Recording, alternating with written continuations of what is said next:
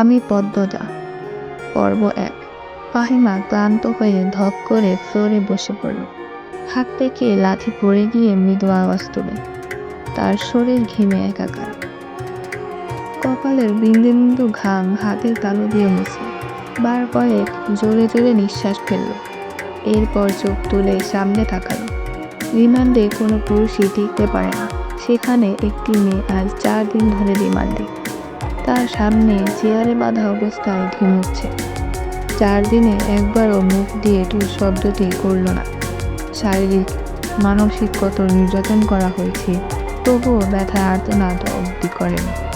মনে হচ্ছে একটা পাথরকে পিটানো হচ্ছে, যে পাথরের রক্ত ঝরে কিন্তু জবান খোলে না। তখন সেখানে আগমন ঘটে ইন্সপেক্টর তুষারের। তুষারকে দেখে ফাহিমা কাতর স্বরে বলল, সম্ভব না। কিছুতেই কথা বলছে না। তুষার অভিজ্ঞ চোখে মেয়েটিকে 2-1 সেকেন্ড দেখল। এরপর গভীর কণ্ঠে ফাহিমাকে বলল, আপনি যান। ফাহিমা এলোমেলো পা ফেলে চলে যায়। তুষার একটা চেয়ার নিয়ে মেয়েটির সামনে বসল। বেশ কিছুক্ষণ চুপ থেকে বলল, আপনার সাথে আজ আমার প্রথম দেখা। মেয়েটি কিছু বলল না, তাকালো। তুষার মেয়েটির দিকে সূক্ষ্ম দৃষ্টি মেলে তাকালো, বলল, মা বাবাকে মনে পড়ে? মেয়েটি চোখ তুলে তাকায়। ঘোলাটে চোখ, কাটা চোখ থেকে রক্ত ঝরছে।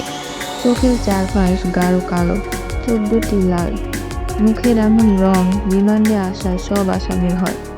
তুষার মুখের প্রকাশভঙ্গি আগের অবস্থানে রেখে আবারও প্রশ্ন করল, মা বাবাকে মনে পড়ে? মেয়েটি মাথা নাড়ায়, মনে পড়ে তার। তুষার একটু ঝুঁকে মেয়েটি অসহায় দৃষ্টি মেলে তাকায়। তুষার মেয়েটির হাতে বাঁধন খুলে দিয়ে নির্বিকার ভঙ্গিতে প্রশ্ন ছুড়ল, নাম কি? যদিও তুষার মেয়েটির নাম সহ পুরো ডিটেলস জানে, তবুও জিজ্ঞাসা করল। তার মনে হচ্ছে মেয়েটি কথা বলবে।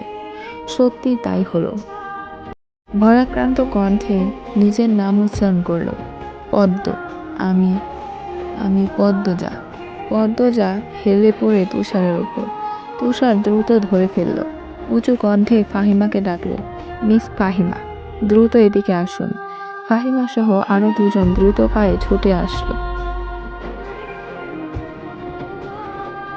সালটা শুরু হয় 1989 সাল। সকাল সকাল রশিদ ঘটকের আগমনে হেমলতা ভীষণ বিরক্ত হন। তিনি বারবার পই পই করে বলেছেন, পদ্মর বিয়ে আমি এখনই দেব না, পদ্মকে অনেক পড়াবো। তবুও রশিদ উদ্দিন প্রতি সপ্তাহে সপ্তাহে এক এক পাত্রীর খোঁজ নিয়ে আসবেন। মেয়ের বয়স আর কতই হলো, মাত্র 16। শামসুল আলমের মেয়ের বিয়ে হয়েছে 24 বছর বয়সে। পদ্মর বিয়েও তখনই হবে, পদ্মর পছন্দ মতো। হেমলতা রশিদকে দেখেও না দেখার ভান করলেন। রশিদ এক দলা থুতু ফেললেন উঠানে। এরপর হেমলতার উদ্দেশ্যে বললেন, বুঝছো পদ্ম না, এইবার যে পাত্র আনছি এক্কেরে খাঁটি হীরা।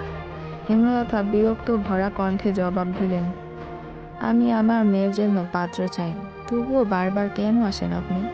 যুবতী মাইয়া ঘরে রাখুন ভালো না। মেয়েটা তো আমার, আমাকেই বুঝতে দেন না। হেমলতার কণ্ঠে বিরক্তি ঝরে পড়ছে।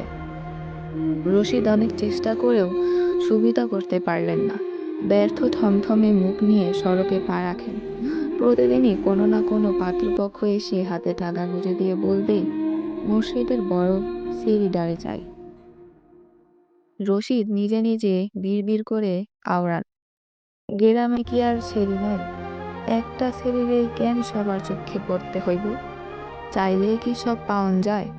পূর্ণা স্কুল জামা পরে পদ্মজাকে ডাকলো, আপা, এই আপা, স্কুলে যাবি না? আপারে। পদ্মজা পিট পিট করে চোখ খুলে কোনো মতে বলল, না। পরপরই চোখ বুজে ঘুমে তলিয়ে গেল। পূর্ণা নিরাশ হয়ে মায়ের রুমে আসে, আম্মা, আপা কি স্কুলে যাইব না? হেমলতা বিছানা ঝাড়া রেখে পূর্ণার দিকে কড়া চোখে তাকান। রাগী স্বরে বললেন, যাইব কি? যাবে বলবি।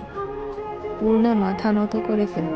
হেমলতার কড়া আদেশ, মেয়েদের পড়াশোনা করাচ্ছি অশুদ্ধ ভাষায় কথা বলার জন্য না, শুদ্ধ ভাষায় কথা বলতে হবে।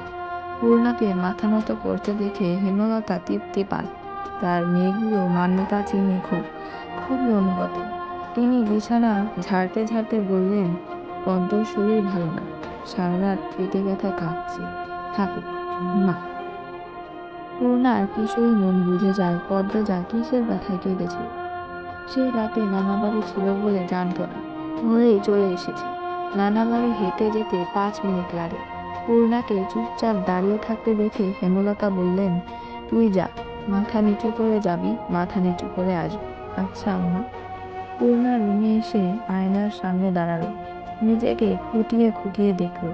এরপর গত মাসে মেলা থেকে আনা লাল লিপস্টিক গাঢ় করে ঠোঁটে রাখে। 14 বছরের পূর্ণার ইদানিং খুব সাজতে ইচ্ছে করে। হেমলতা সেজে গুজে স্কুলে যাওয়া পছন্দ করেন না বলে পূর্ণা আগে লিপস্টিক মাখেনি।